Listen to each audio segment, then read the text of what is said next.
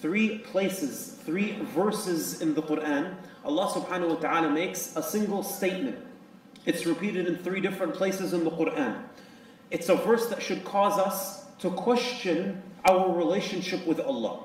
It should cause us to question our understanding of who Allah subhanahu wa ta'ala really is. It should cause us to question if we've ever worshipped Allah the way that He deserves to be worshipped. Allah says, وَمَا قَدَرُ اللَّهَ حَقَّ قَدْرِهِ.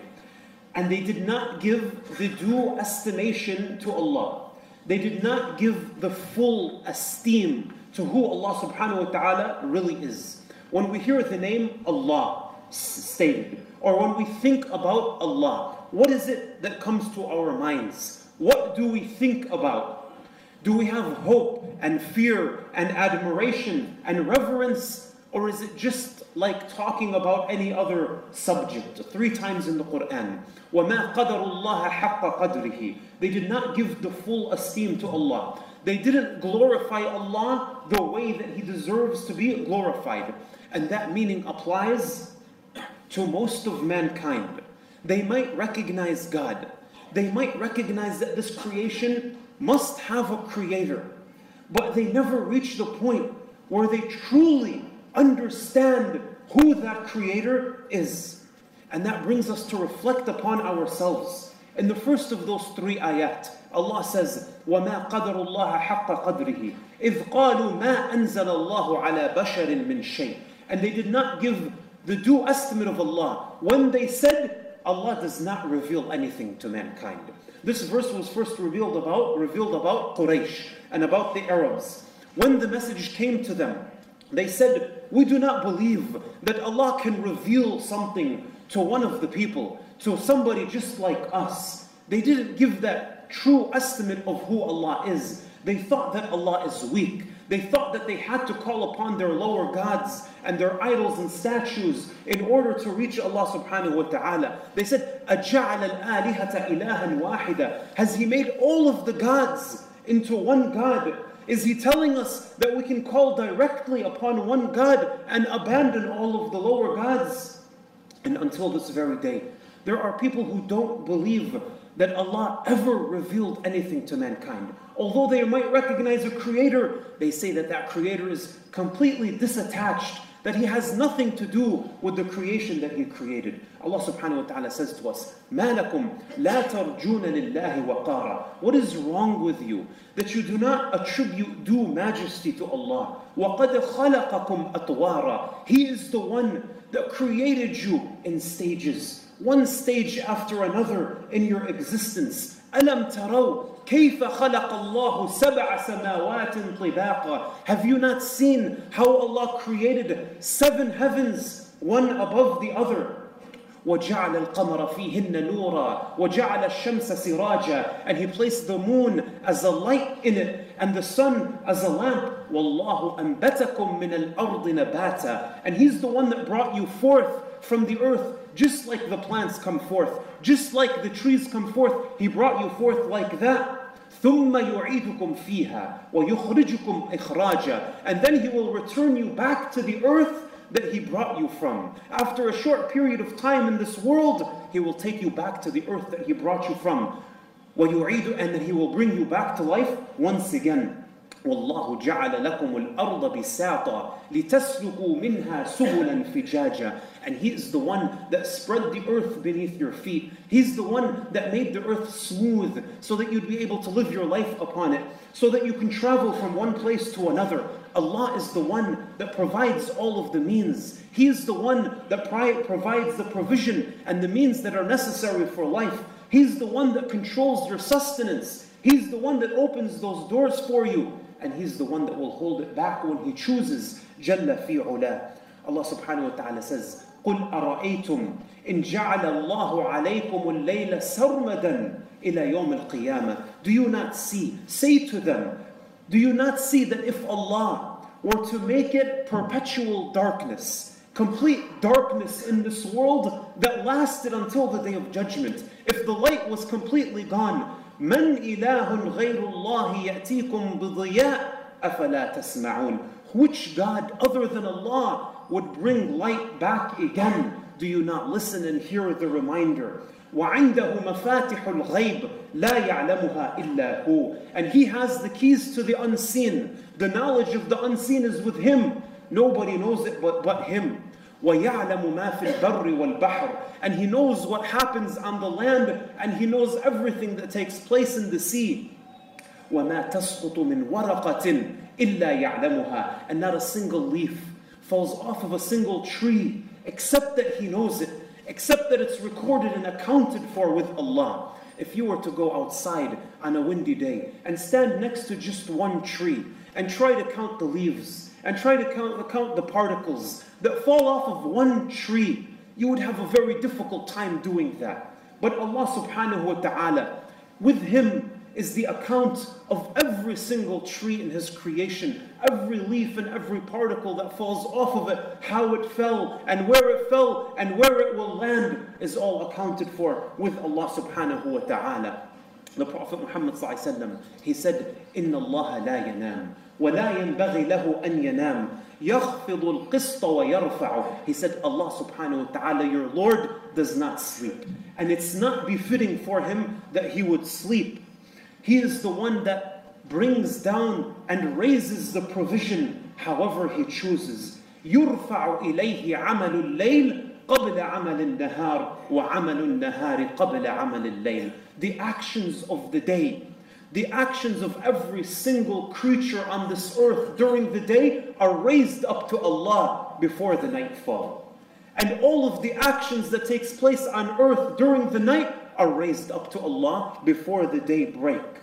وَعَمَلُ النَّهَارِ قَبْلَ عَمَلِ اللَّيْلِ. And Allah subhanahu wa ta'ala has absolutely no difficulty in recording, in calculating, in accounting for everything that happens in His creation. He said, حِجَابُهُ النُّورِ لو كشفها لأحرقت سبحات وجهه ما انتهى إليه بصره من خلقه. His veil is light. The veil, the barrier between Allah and His creation is light. If that veil was removed, His nur, His light, His splendor would destroy everything that it reached from His creation. That is Allah. That is your Lord, Allah Jalla fi ula. Imagine that just one of the angels of Allah, the Prophet Muhammad sallallahu alaihi wasallam, he said, أذن لي أن أحدث عن ملك من حملة العرش إنما بين شحمة أذنه وعاتقه مسيرة 700 عام. He said, I've been given permission by Allah to tell you about one of the bearers of the throne, just one of the angels of Allah, the ones that carry the throne of Allah. The distance between its earlobe and its shoulder, between its earlobe and its shoulder, is a distance of 700 years of travel. That is just one of the angels of Allah subhanahu wa ta'ala. So who then is Allah Jalla fi ula? When we know this about Allah, when we know this about the creation of Allah, then why do we turn to other than Allah? Why is it that we don't have true reliance upon Allah? Why is it that we never bother to learn who Allah subhanahu wa ta'ala is so that our hearts will be full of veneration for Allah? The second time that same verse is mentioned, Allah subhanahu wa ta'ala says, Ya ayyuhan nas, ضُرِبَ مَثَلٌ فَاسْتَمِعُوا لَهُ. O people, a parable, an example has been set forth, so listen carefully to this example. إِنَّ الَّذِينَ تَدْعُونَ مِن دُونِ اللَّهِ لَنْ يَخْلُقُوا ذُبَابًا وَلَوْ اجْتَمَعُوا لَهُ.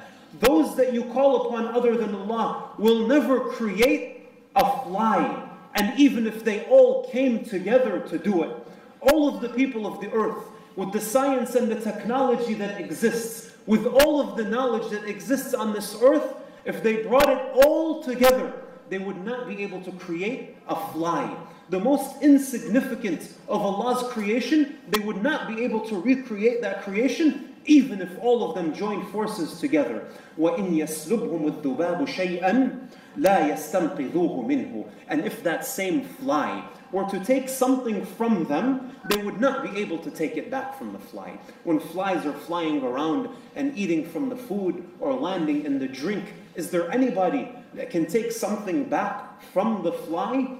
Nobody can do that.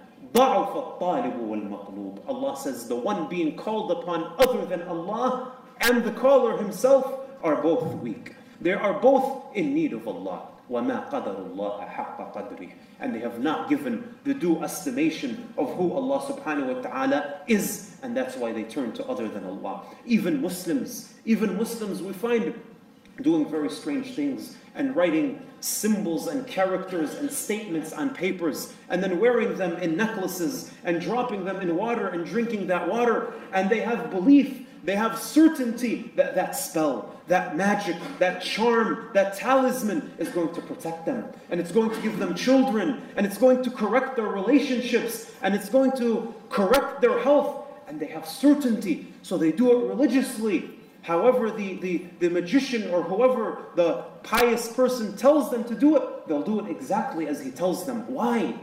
مَا قَدَرُ اللَّهَ حَقَّ قَدْرِهِ. Because they have not given the true estimation of who Allah subhanahu wa ta'ala really is. أقول ما تسمعون وأستغفر الله لي ولكم فاستغفروه إنه هو الغفور الرحيم.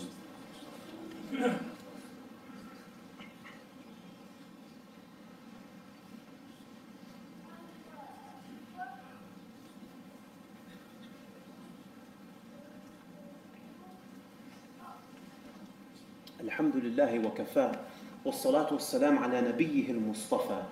The more that we distance ourselves from Allah subhanahu wa ta'ala and lack the understanding of who Allah is, the more we open up the doors of misguidance to enter our lives. The more we open up the doors for the shaitan to enter upon us and mislead us. In the authentic narration that's recorded in the two Sahih compilations of Bukhari and Muslim, a man of the people of old, the Prophet ﷺ, he told us that this man, when he was going to die, he gathered his family and he said to them, have I been a good father to you? Have I been a good husband to you? And they said, yes, you have been a good father. He said, I have one request from you. When I die, cremate my body and then spread the ashes over the land and over the sea.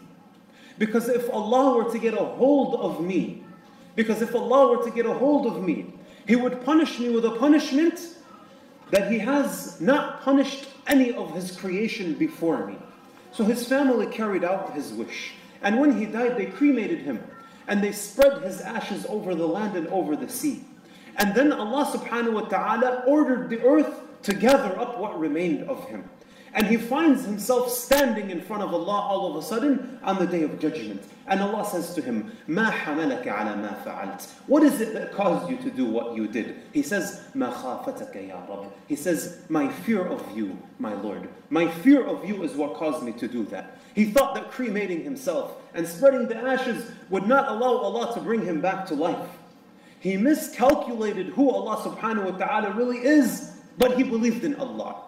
But he had some fear of Allah. So Allah subhanahu wa ta'ala forgave him. And the man entered Jannah. Because of that moment of recognition of who Allah subhanahu wa ta'ala is. That one moment of recognition caused Allah subhanahu wa ta'ala to forgive him. And he entered Jannah. It's that recognition that will lead us to success in this life and in the next. And it's very important that we teach this to our families and that we teach this to our children. When our children fear us more than they fear Allah, when they fear the consequences that they see around them, when they fear getting in trouble, but they don't fear Allah subhanahu wa ta'ala, then that leads to a problem. That leads to the wrong belief later on in life about who Allah subhanahu wa ta'ala is. And the third time in the Quran that Allah mentions that same verse, وَمَا قَدَرُ اللَّهَ حَقَّ قَدْرِهِ وَالْأَرْضُ جَمِيعًا قَبْضَتُهُ يَوْمَ الْقِيَامَةِ. And they did not give the due estimation of who Allah is.